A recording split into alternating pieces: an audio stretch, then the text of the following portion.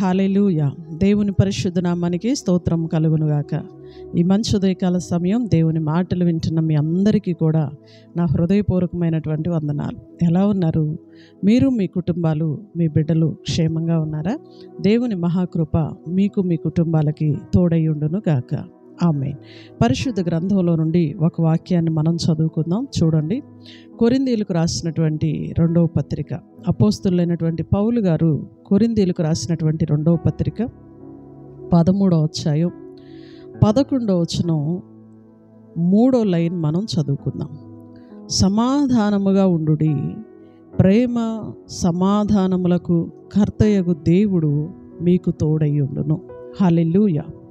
అపోస్తులైనటువంటి పౌలు గారు కొరింథీ సంఘంతో మాట్లాడుతూ కొన్ని విషయాలను సంఘానికి తెలియచేస్తూ వచ్చారండి.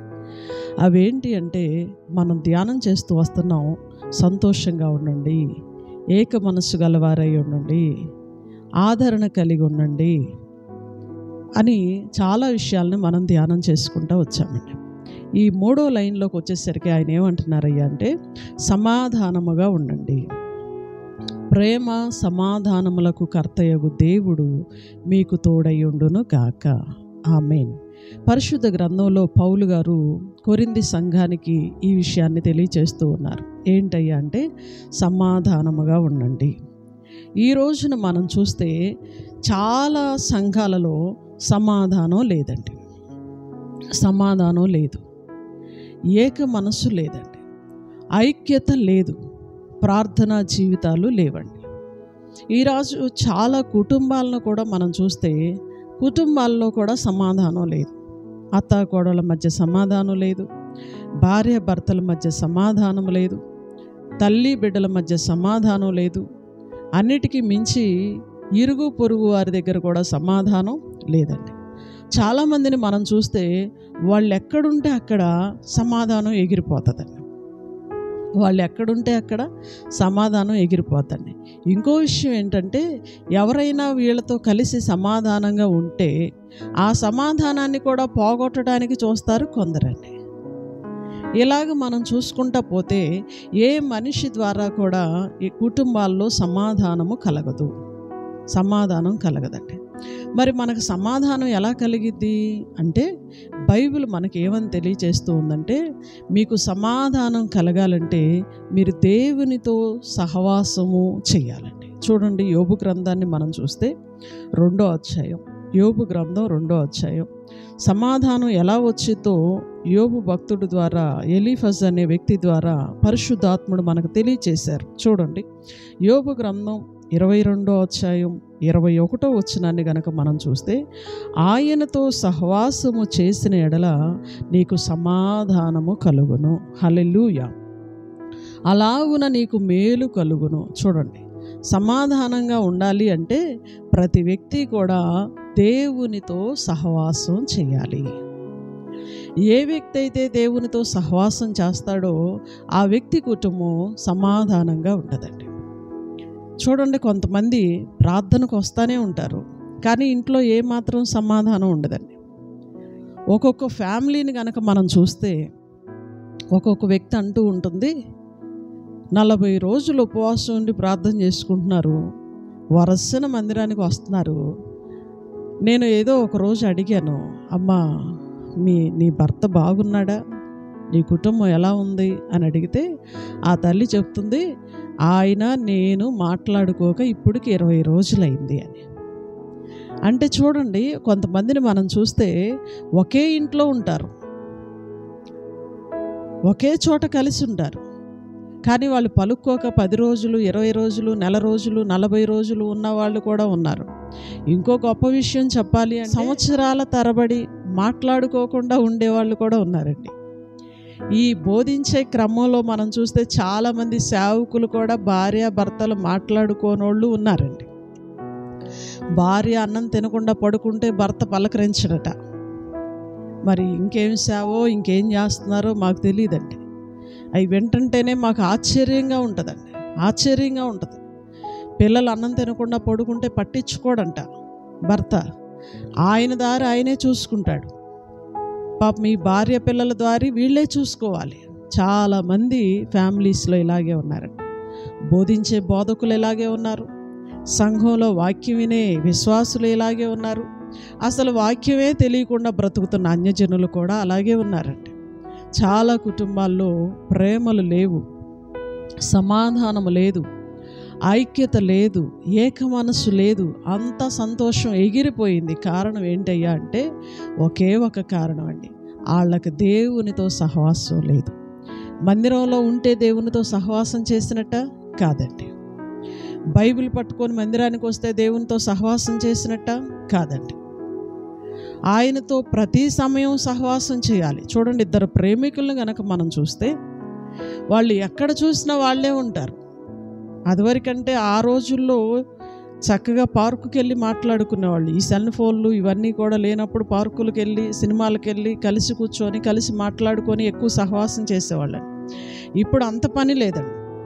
ఇప్పుడు ఏం చేస్తున్నారంటే ఫోనుల్లో గంటలు గంటలు చాటింగ్. నువ్వేం చేస్తున్నావు, నువ్వు తిన్నావా, నువ్వు ఎలా ఉన్నావు, నువ్వు బాగున్నావా, నేను బాగున్నాను అంటే వీళ్ళ సహవాసం కొనసాగుతూనే ఉంటుందండి. గంటలు గంటలు గంటలు గంటలు మెసేజ్లు పెట్టుకుంటూ ఉంటారు, ఫేస్బుక్లో మాట్లాడుకుంటూ ఉంటారు. ఈ ప్రేమలు ఎక్కడి దాకా పోయినాయి? ఈ సహవాసాలంటే భర్త ఉన్నాం కూడా భర్తను వదిలిపెట్టి వేరే వాళ్ళతో సహవాసం చేస్తూనే ఉంది. భార్య ఉన్నాయని కూడా భార్యను పక్కన పెట్టి వేరే వాళ్ళతో సహవాసం చేస్తూనే ఉన్నాడు. ఇందులో చాలామంది బోధకులు ఉన్నారు, చాలామంది విశ్వాసులు ఉన్నారు, చాలామంది అన్యజనులు ఉన్నారండి. అంటే ఇంక ఇందులో ప్రత్యేకత ఏమి లేదు. ఒకప్పుడు సంఘం అంటే పరిశుద్ధంగా బ్రతికేది, ఒకప్పుడు సేవకులు అంటే పరిశుద్ధంగా బ్రతికేవారు. ఇప్పుడు చాలామంది అలా లేరండి. అందరూ లేరని నేను అనను, కానీ చాలామంది లోకం లాగేసింది. ఈ సెల్ ఫోన్లు చేతిలోకి వచ్చిన తర్వాత పాపం లాగేసిందండి.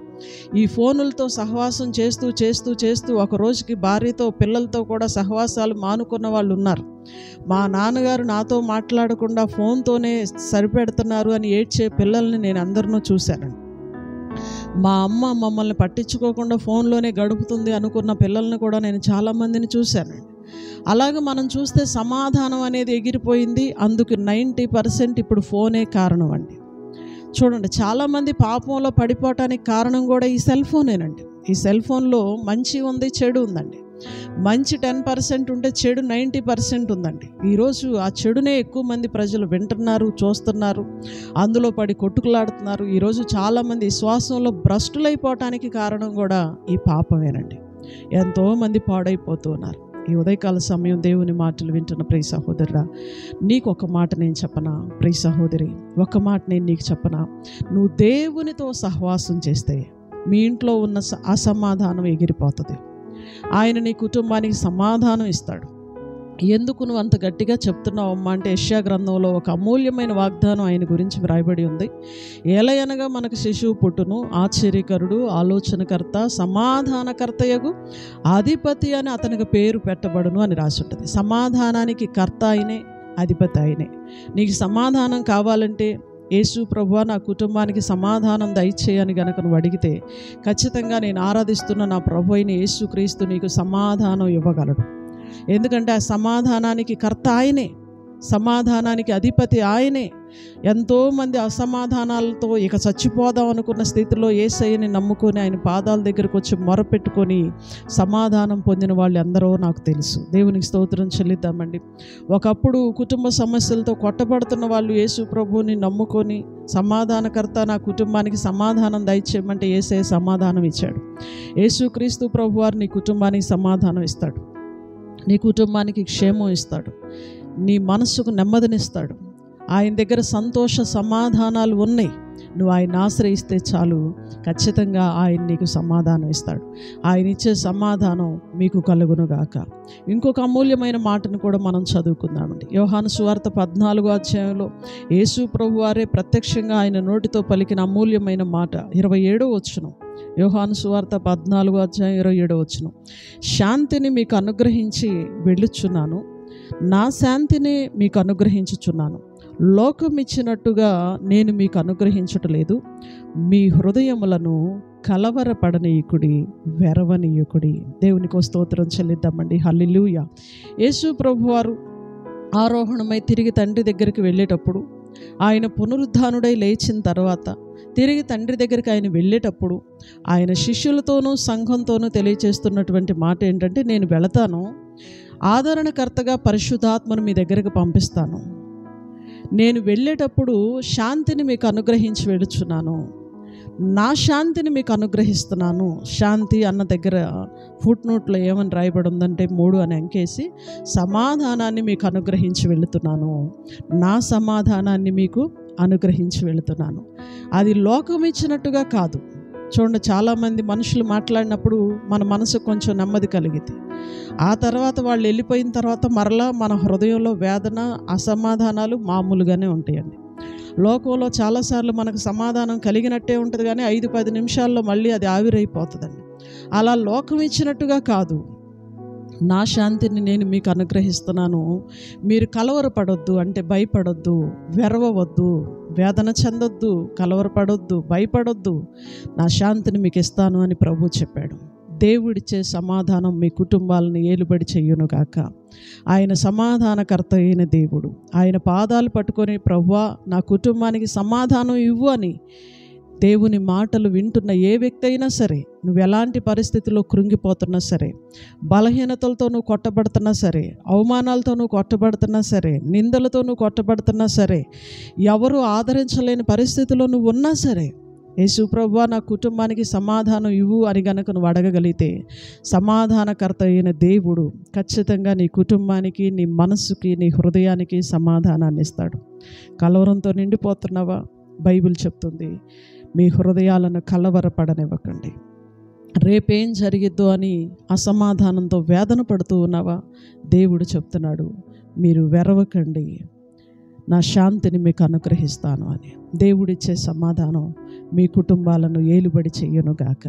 ఆమేన్. ప్రార్థన చేసుకుందాం. సకల ఆశీర్వాదములకు కారణభూతుడైన మా తండ్రి, మీ ఘనమైన శ్రేష్టమైన నామానికి వందనాలు, స్తోత్రాలు, స్తుతులు చెల్లిస్తూ ఉన్నామయ్యా. ఈ మంచి ఉదయకాల సమయం అమూల్యమైన నీ మాటల ద్వారా మీరు మాతో మాట్లాడినందుకు వందనాలయ్యా. సమాధానముగా ఉండండి, సమాధానకర్త అయిన దేవుడు మీకు తోడయుండునుగాక అని పౌలు గారు ప్రభువా సంఘానికి, కొరింథీ సంఘానికి తెలియజేశారు. ఈ ఉదయకాల సమయం నీ మాటలు వింటున్న మా అందరితో మీరు మాట్లాడారు. మీరిచ్చే సమాధానం మా కుటుంబాలకి కలుగునుగాక. ఎంతమంది బిడ్డలైతే ఆశ కలిగి మొరపెడుతున్నారో వారిని, వారి కుటుంబాలని యేసుక్రీస్తు వారి శ్రేష్టమైన నామంలో దీవిస్తూ ఉన్నాం. వారందరి కుటుంబాలకి మీ సమాధానము కలుగునుగాక.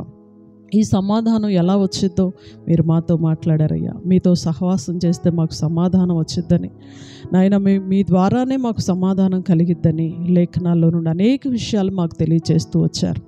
ఎంతమంది సమాధానం లేకుండా బాధపడుతున్నారో వారందరి కుటుంబాలకి ఈ ఉదయకాల సమయం మీరిచ్చే సమాధానము కలుగునుగాక.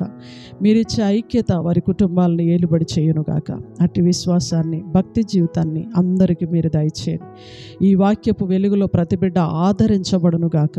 ఈ ఉదయకాల సమయం ఎంతమంది అయితే నీ మాటలు వింటున్నారో వారందరి కుటుంబాలకి నీ కృపా కాపుదల, క్షేమం, దీవెన కలుగునుగాక. ఈ రోజంతా నీ కృపా సన్నిధి నీ బిడ్డలకు తోడుగా ఉంచండి. ఏ కీడు ఏ కుటుంబాన్ని అంటకుండా మీరు కాపాడండి.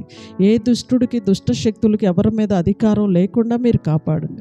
మీరిచ్చే సమాధానం ప్రతి కుటుంబాన్ని ఏలుబడి చేయడానికి సహాయం చేయండి. అత్తాకోడల మధ్య సమాధానం దయచేయండి. భార్యాభర్తల మధ్య సమాధానం దయచేయండి. అన్నదమ్ముల మధ్య సమాధానం దయచేయండి. అక్క చెల్లెల మధ్య సమాధానాన్ని మీరు దయచేయండి. ముఖ్యంగా సంఘంలో సమాధానం దయచేయండి. సమాజంలో అందరికీ సమాధానాన్ని మీరు దయచేయండి. సమాధానకర్తగా ప్రతి కుటుంబాన్ని మీరు ఏలండి నాయన. ప్రతి కుటుంబానికి మీరు ఇచ్చే సమాధానం మీరు అనుగ్రహించండి. ఉదయకాలపు దీవెనలతో అందరినీ కూడా మీరు దీవించి ఆశీర్వదించి వర్ధిల్ల చేయమని నజరేయుడును శక్తి కలిగిన యేసుక్రీస్తు వారి అతి శ్రేష్టమైన నామములో ఈ ప్రార్థన మనవులు అడిగి వేడుకొంచున్నాము తండ్రి. ఆమేన్. హల్లెలూయా. గాడ్ బ్లెస్ యూ అండి. దేవుడు మిమ్మల్ని దీవించునుగాక. అందరికి వందనాలు. తిరిగి రేపు ఉదయకాల సమయం ఇదే సమయానికి మరలా మనం కలుసుకుందాం. దేవుని మహాకృప మీకు, మీ కుటుంబాలకి తోడై ఉండునుగాక. ఆమేన్. Praise lord.